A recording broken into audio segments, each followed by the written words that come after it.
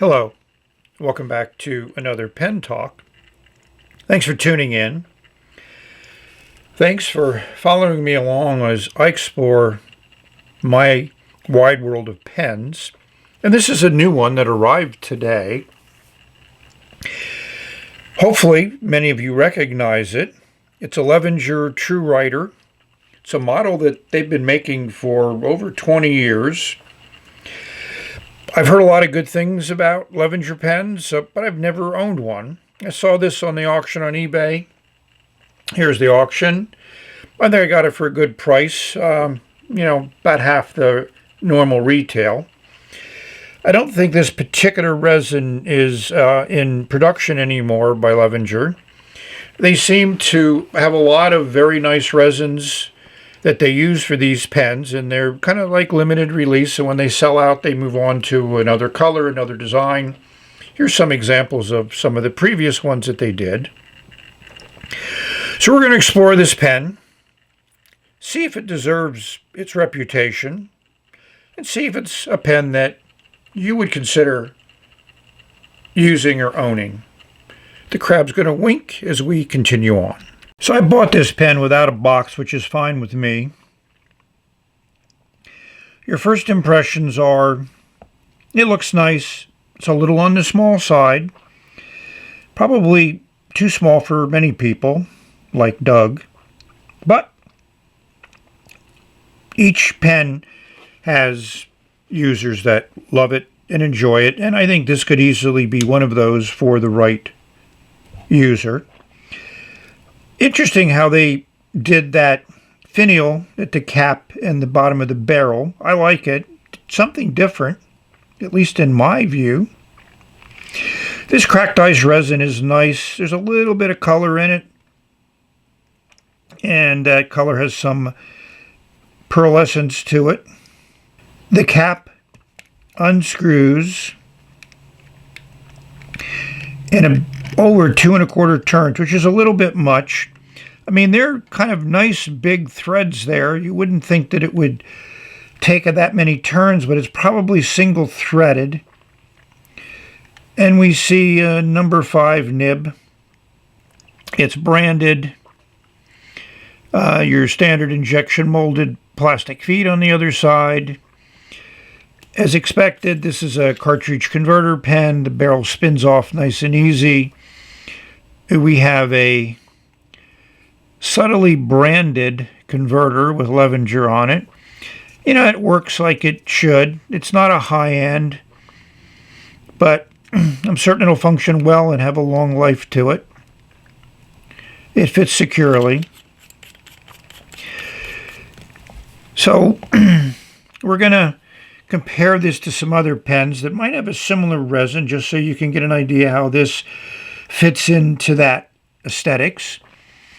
And then we're going to ink it up and see how that fine nib writes. I like the tipping material on it. I like that nice clean engraving or stamping on the nib. So those are things that we'll see how well it writes and if it is rewarding. Well, I've semi-disassembled the True Writer. There is a nib assembly which unscrews from the section. From my view, it looks unique. There's that large lip at the bottom of the assembly, which I expect will seal up against that section when you screw it in, and stopping a problem that may happen is where ink gets between the section and the nib assembly. I read something on Facebook about somebody having an issue with that. Could I pull out the nib? Probably, but I'm not going to pull out the nib because I want to see how the nib arrives and how it writes as received, not after I muck with it. Not a high-end converter. This metal collar just pulls off. The converter works fine, and it's just that design where it fits very snugly right there into that nib assembly. Yeah, nothing fancy, but I'm certain it'll work fine. No metal bits Which some pens like this have a metal insert into the section, but the resin and plastic seems to be done well. We're going to bring in the LED and look at how the inside of that cap is done, and also play it on this nice looking resin. We have only a very diffuse sunlight coming in, so we're going to bring in the trusty LED and play it over the resin. There is some pearlescence to some of those chips in there in this cracked ice design. If we look inside the cap, we'll see at the very top is a plastic insert which covers that screw, which holds down the finial and the clip. It's a classic design. It should work well, protect that screw from rusting and seal up the nib, but time will tell. The machining and everything else is done well with this pen. As we bring the LED light in, we'll see there is a fair amount of transparency to that resin.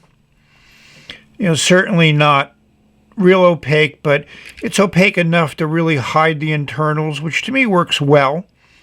And yes, you could possibly eyedropper this. I would add an O-ring and some silicone grease. I'm not worried about that metal ring there at the top because I think that's not exposed to the ink.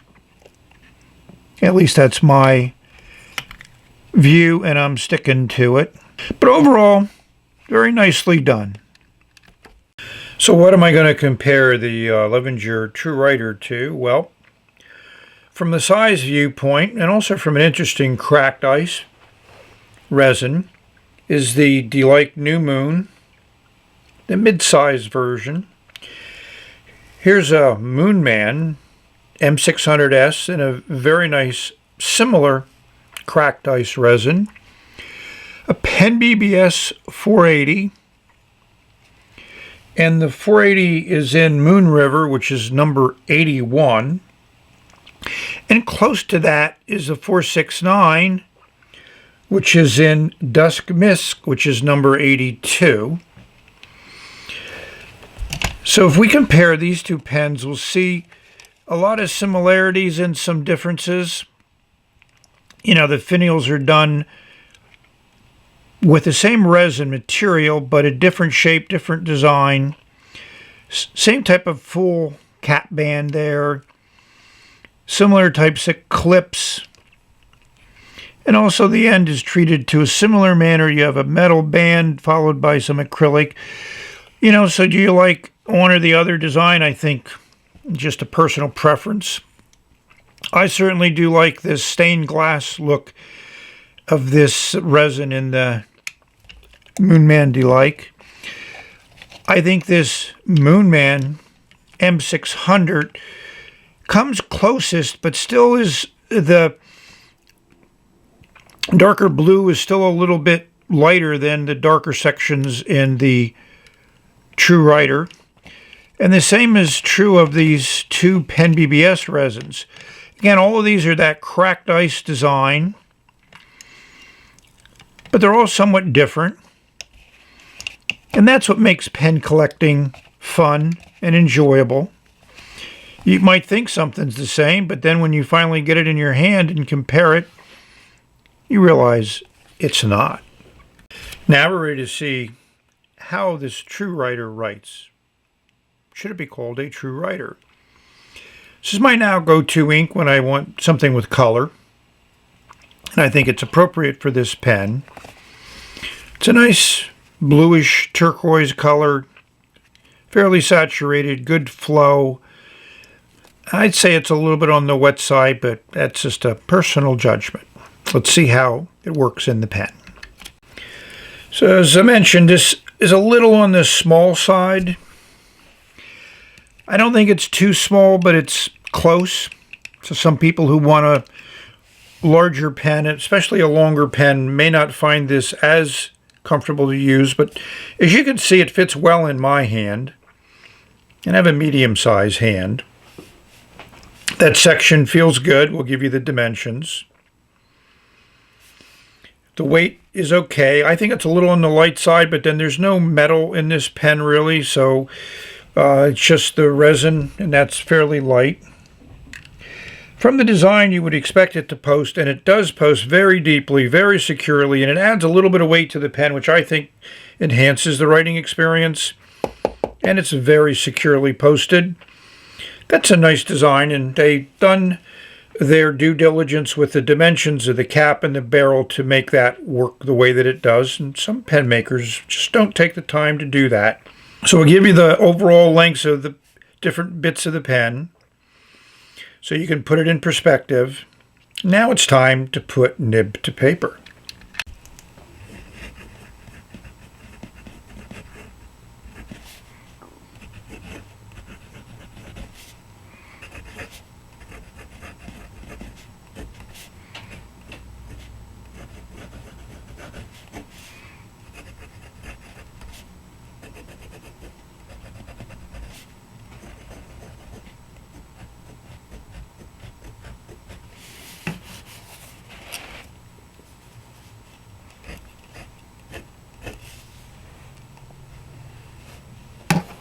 So hopefully you were impressed as I was, because this nib is smooth, which is one of the things that the True Writer is known for.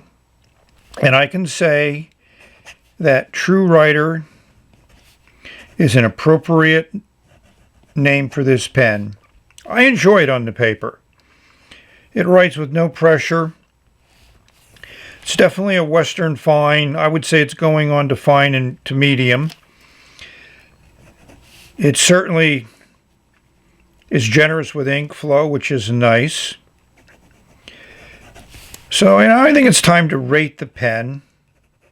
I'm going to give it a 9.1. So it gets 2 checks for the nib. It gets 1 check for the build, construction, quality. Definitely a nice pen.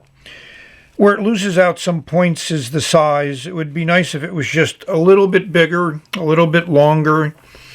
I think it would then be even a better writer and better in the hand. But it's not that bad just as it is.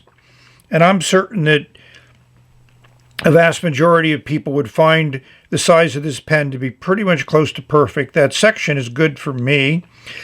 It's a little on the short side, but you can hold it anywhere and it doesn't bother you, and it's nice that you can move around on it. I like the little flare out at the end, which I've mentioned many times before. So we've reached the end of this video. Hopefully you've enjoyed it. Hopefully you like it. Hopefully you comment if you're in the mood. And as always, thank you for watching. This pen, I think, will easily be an everyday carry for me. It's very reliable. You can leave it uncapped for a number of minutes and you touch paper and it writes immediately. So that's always a good sign.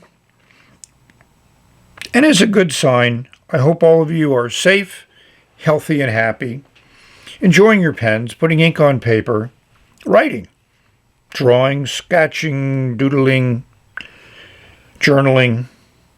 It's all good. So we've reached the end of this video, and we're going to say bye until we meet again. Yeah, really a pleasurable writing experience.